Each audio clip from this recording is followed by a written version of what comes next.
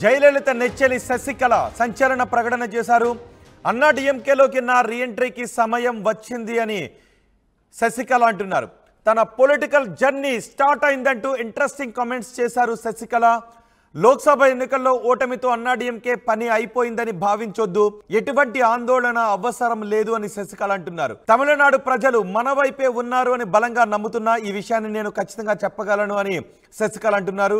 2026లో Tamil Nadu assembly ఎన్నికల్లో పార్టీని గెలిపిస్తాను అనే వ్యాఖ్యలు చేశారు శశికళ.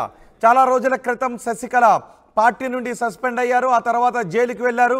4 సంవత్సరాలు జైలు శిక్ష అనుభవించిన తర్వాత శశికళ బయటకు వచ్చారు. ఇప్పుడు శశికళ తన రీఎంట్రీ గురించి కొన్ని కమెంట్స్ చేశారు. త్వరలో ఆ రీఎంట్రీ జరగబోతోంది. అన్నా డిఎంకే పార్టీని విజయ తీరాలకు చేర్చే బాధ్యతను నా భుజాలపై వేసుకోబోతున్నాను అంటూ జయలలిత నెచ్చెలి శశికళ సంచలన ప్రకటన చేశారు.